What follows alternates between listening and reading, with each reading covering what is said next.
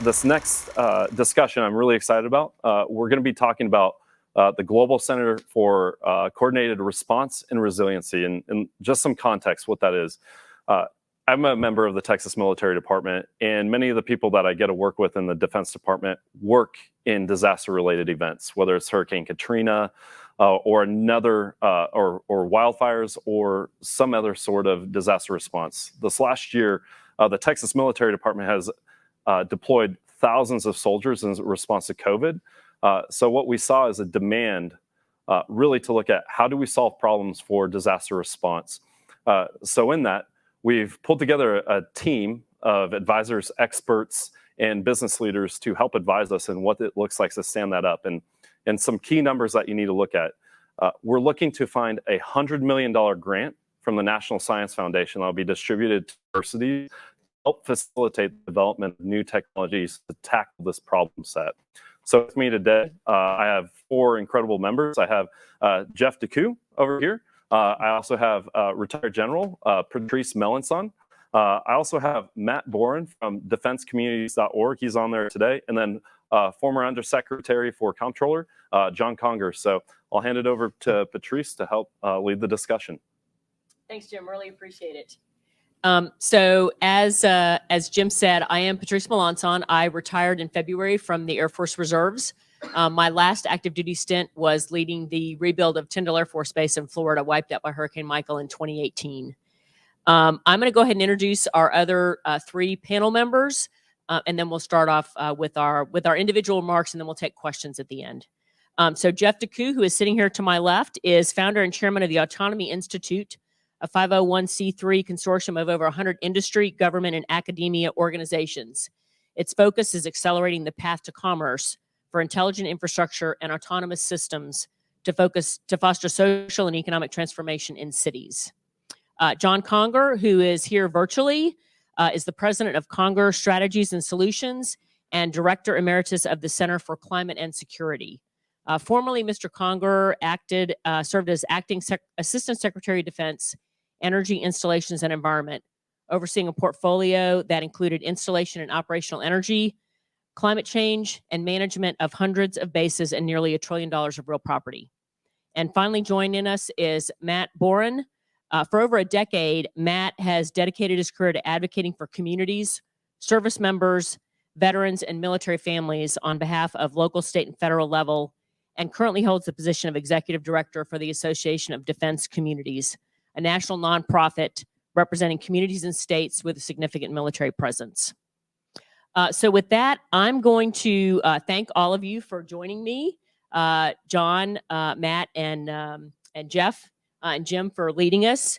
I'm going to start off. So Jim mentioned the Global Center for Resiliency and Response. That is a center that is on UT's campus here in Austin.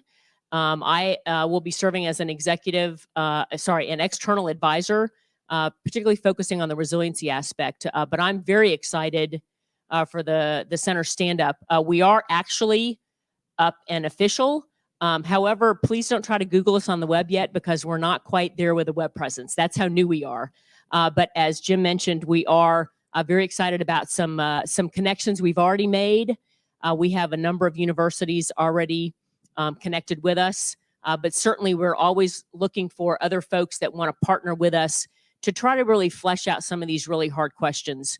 Innovation it's fantastic, but we've got to have folks that are willing to take some risks and try some different things. So that said, I'm going to get into our remarks.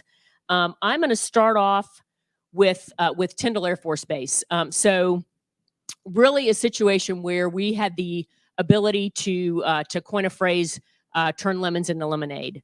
I would certainly not ever wish the tragedy that was Hurricane Michael on any installation, but because there was such widespread damage, we really got the chance to sort of kind of have a do-over with the base. There was so much damage, and we had to demo so many buildings, or we'll have to demo so many buildings, that we really, kind of fundamentally relooked at the whole installation from functions and consolidation and adjacencies and that sort of thing. But some of the innovative kind of things that we're doing are in the areas of sensors. So all of our MEP equipment, the mechanical, electrical, power equipment, comes with sensors already. That's just industry standard. But we haven't really done anything with that data.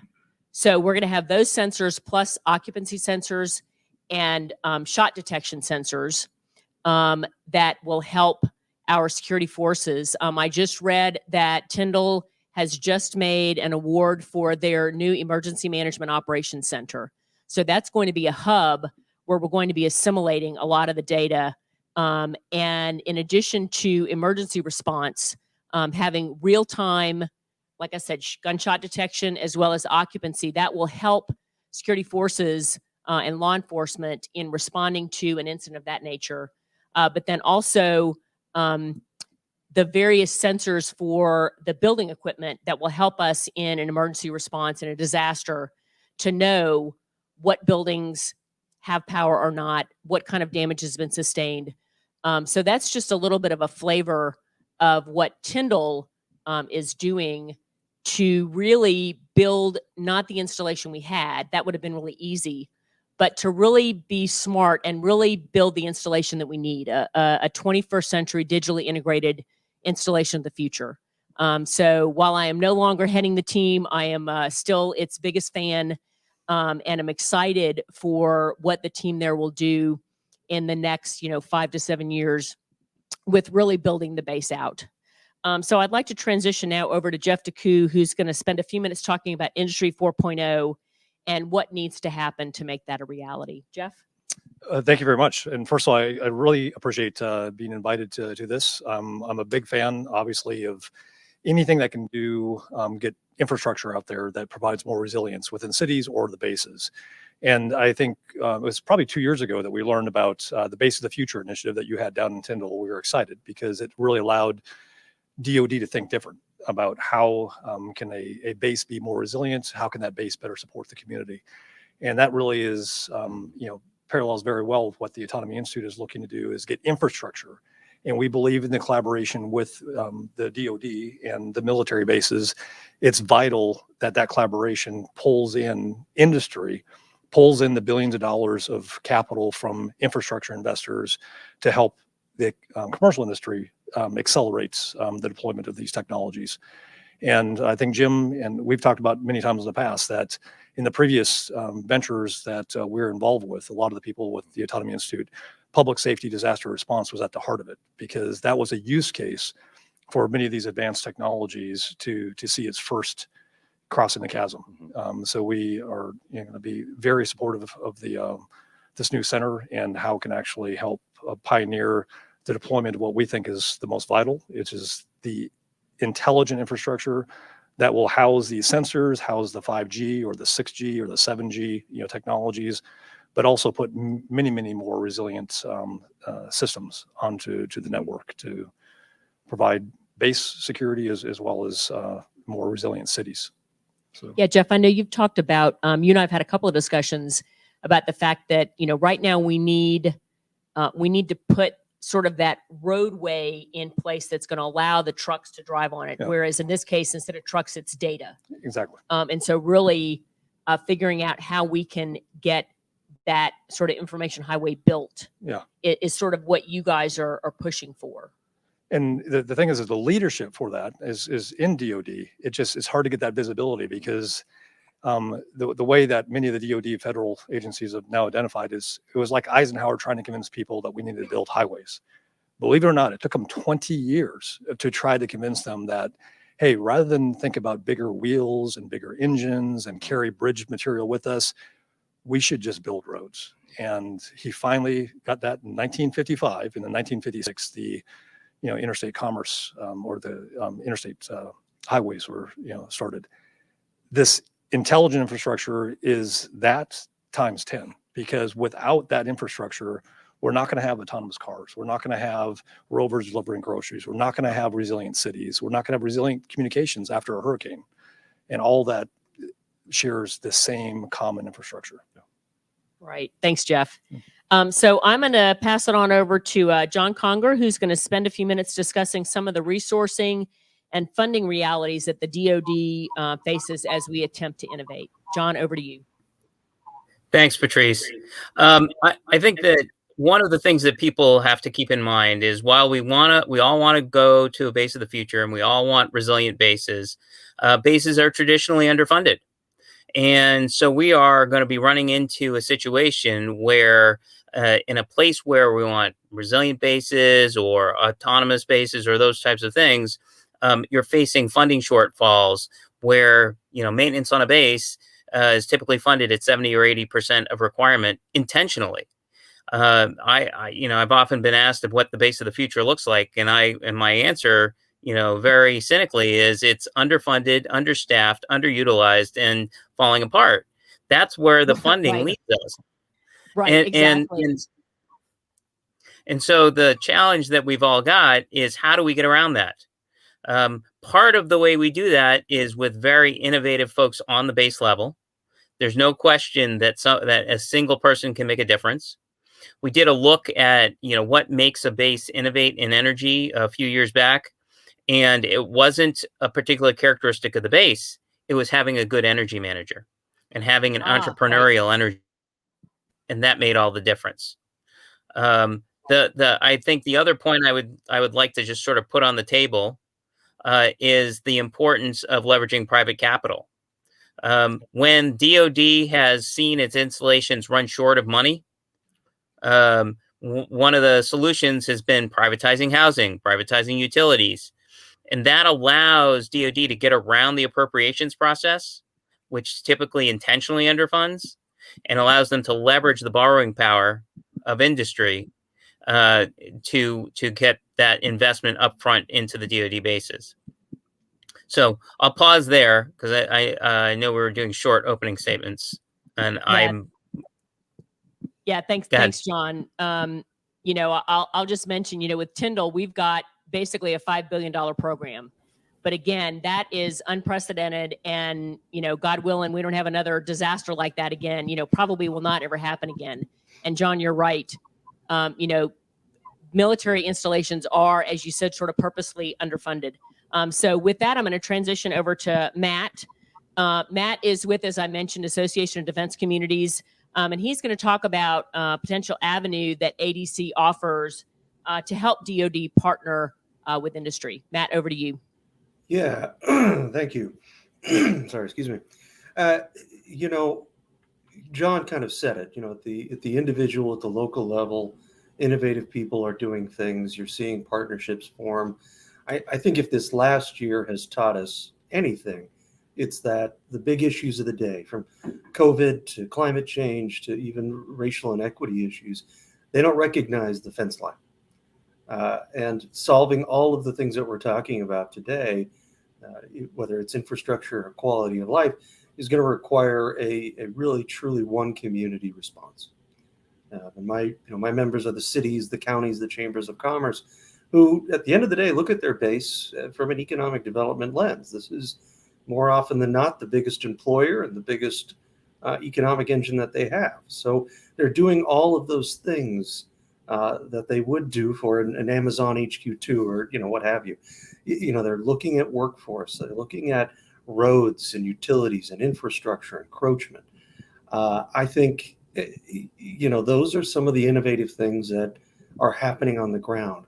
Some of those best practices that you can share. I think you said you're with the Texas Military Department. Well, then that Texas passes, what is it, a $60-70 million bond every year to do off-base infrastructure that supports the mission of that base. And communities and states across the country are doing the same. So what ADC tries to do, the 501c3, we try and bring everyone together, share these best practices, share these stories, what's working, what's not. And private sector is absolutely a piece of that.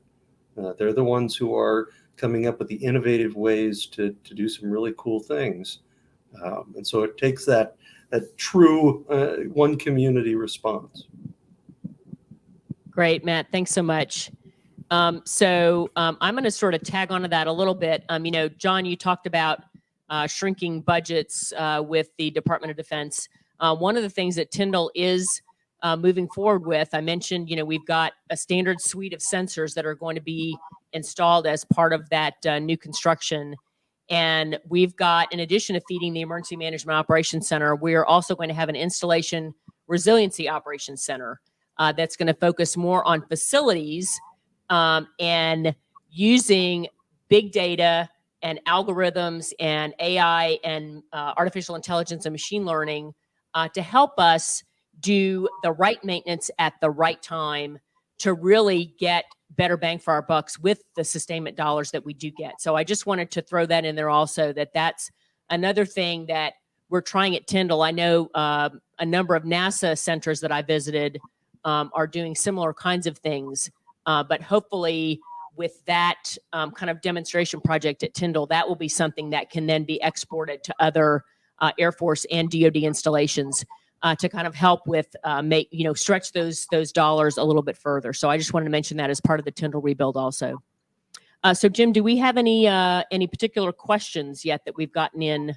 I think for the most part, I think a couple of the important things to highlight is what does it look like for these initial engagements with the DoD to occur? So I want to pose that to Jeff, really when it comes down to, I love the passion that you bring, and it's going to require people to make things happen. I think that's one of the very first questions that I think that people need to hear, and maybe for some senior leaders to also hear. Yeah.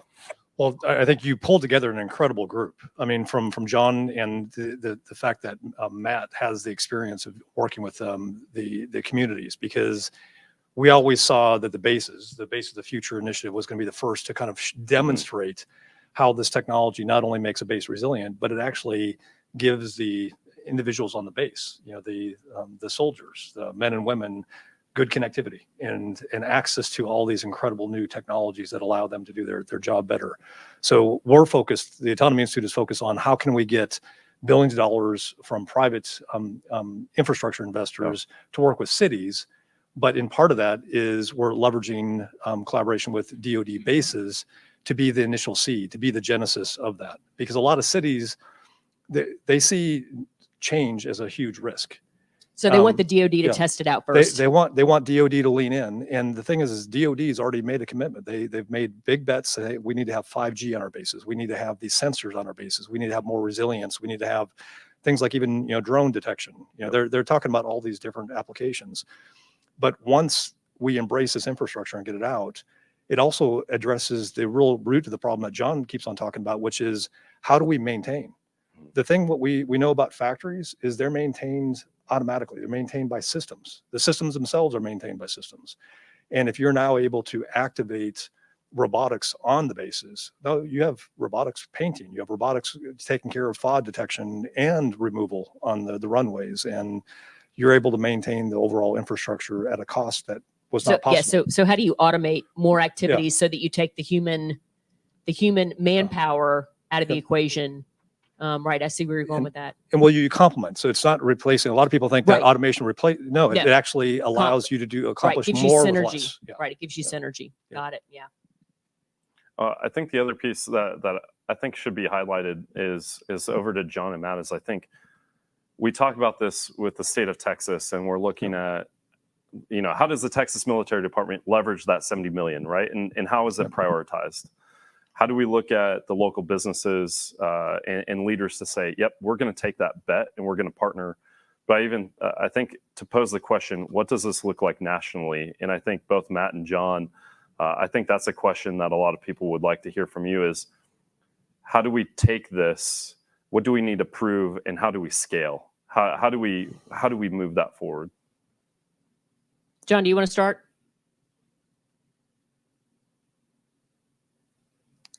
John, we don't hear you. Looks like we lost John. Matt? Looks like Matt's on deck. He said, nope. Let Matt take that one. I think there are some pretty innovative programs at the national level that we've been able to put in place. For instance, the Defense Community Infrastructure Program.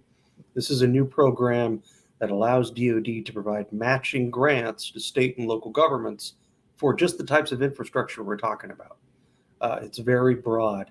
The second year of awards was just put out. I'm right now in Sacramento for the California Defense Forum, and all of these communities are already talking about lining up their local funding, partnering with private sector so they can compete for next year's grants. And not only that, there's also the Defense Manufacturing Community Support Program. And this is a program, again, a matching grant program from DoD that can go straight to consortiums of industry, private sector, chambers of commerce to set up workforce development, advanced manufacturing, and so on and so forth. And that is also funded 2 years in a row now. And I think that, these are just small avenues. And I know it's, those dollars are a drop in the bucket. But I think that's how we move the ball forward. Well, and you've got to start somewhere. So Matt, those sound like really intriguing programs. And that does the funding outlook look reasonably stable for those kind of programs over the next several years? When we ADC first spearheaded those, we had to shove the money down DoD's throat in Congress. Well, of course you did. They fought it tooth and nail, but I tell you what, they're requesting it in their budgets now.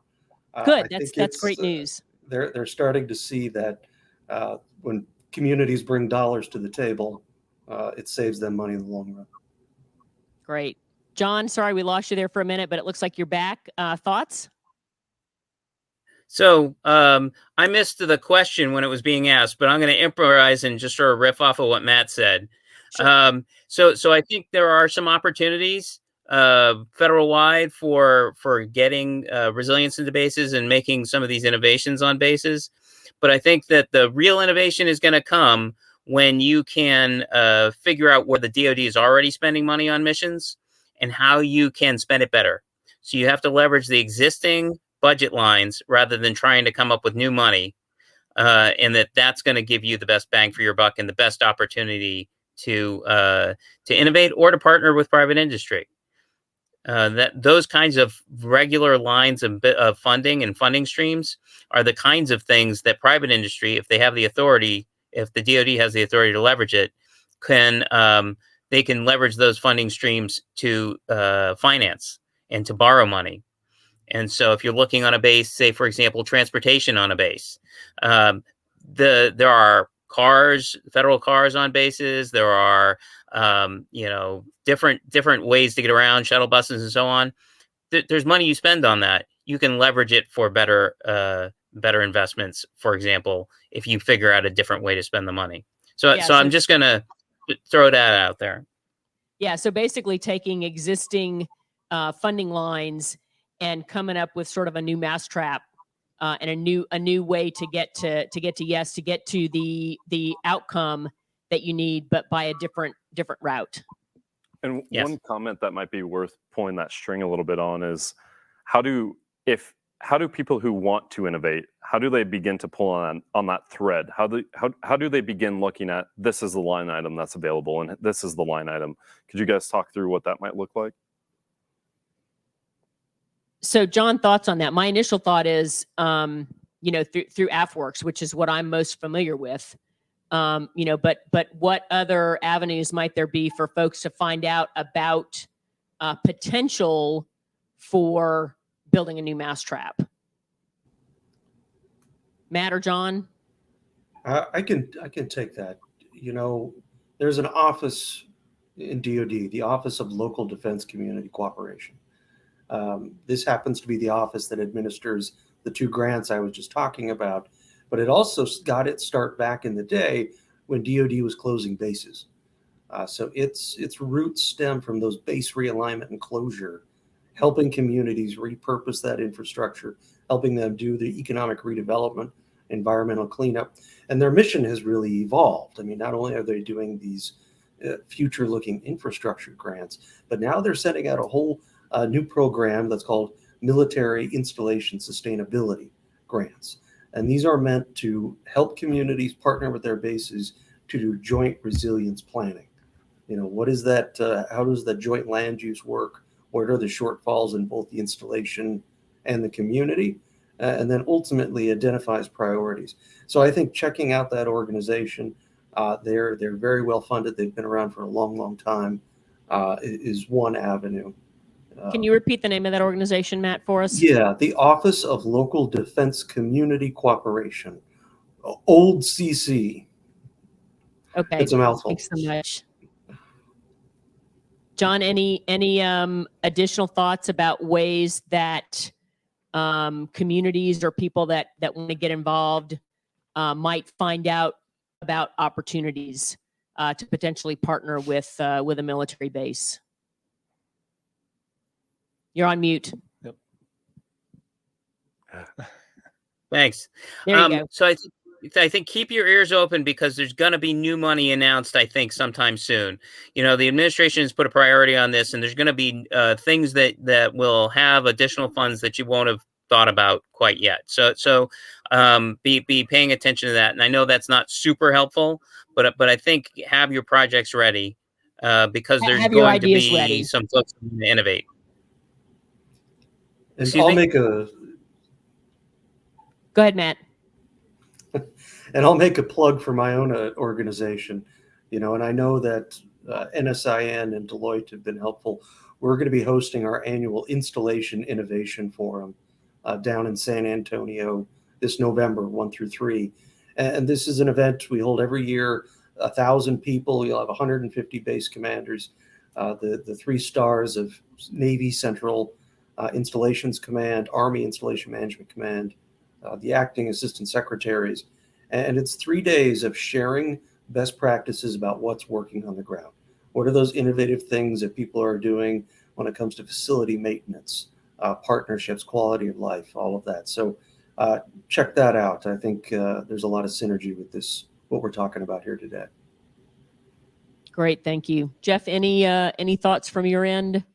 Well, I would say there's lots of opportunity with the bases, but I think it really starts with 24/7 mentality. I mean, if they really open up a couple bases and allow infrastructure to support and sustain 24/7 operations, it really helps that innovation, and it really pull in a lot of industry players, because it's going to be a playground that will allow rapid adoption of new systems. And it can be done in a very constrained, very secure, very cyber focused way. Very controlled yeah. kind of way. But 24/7, and it's like going back to the way that Amazon implemented their incredible machine they have, is they had to go off of a concept of a 24/7. I want to pose one question to you on that. Is a lot of times we look at the potential future, look at what could happen if we do this.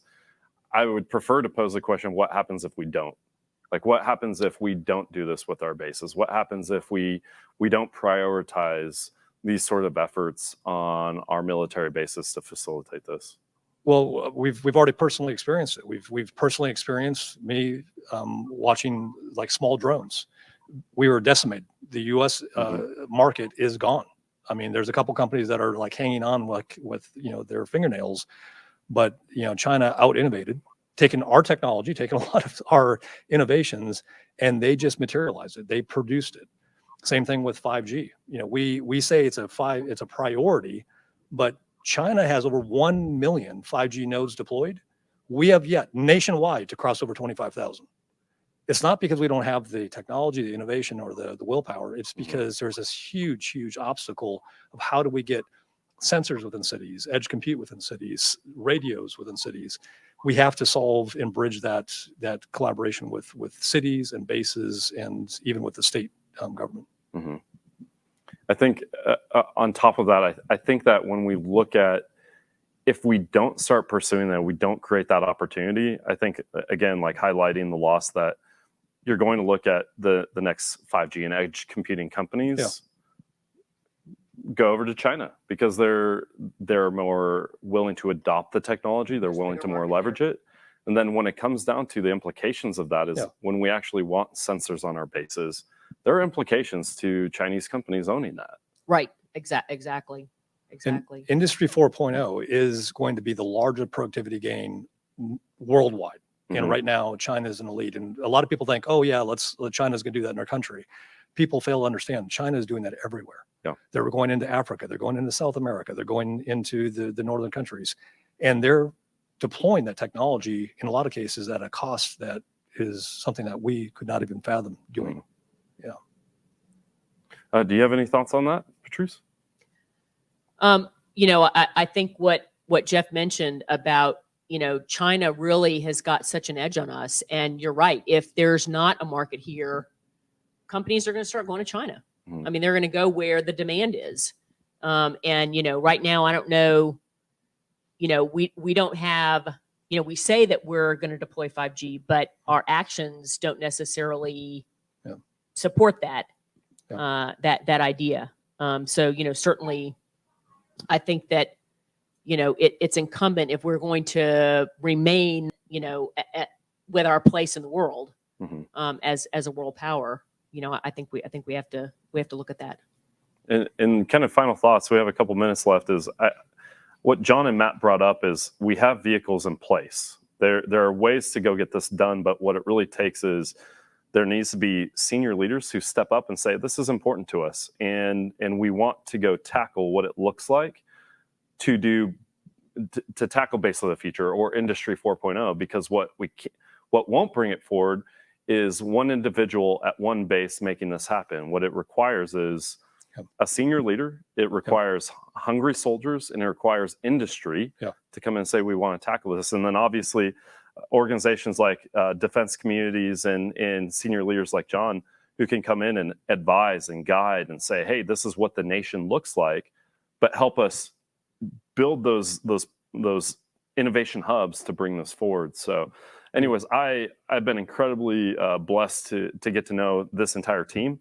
I think one of the benefits from this discussion is simply, I think that this is a team that will help move that ball forward. And obviously, Matt, I'll be able to link up face to face down in San Antonio in a month and a half. And I think that that's where a lot of this can move forward, because we can talk to those units at like AFI MSC, and we can bring down base commanders, and we can look at what does it look like to actually go make this happen. So with that, thank you guys so much for joining, and I'll hand it over to Thank you, Jim. Yeah.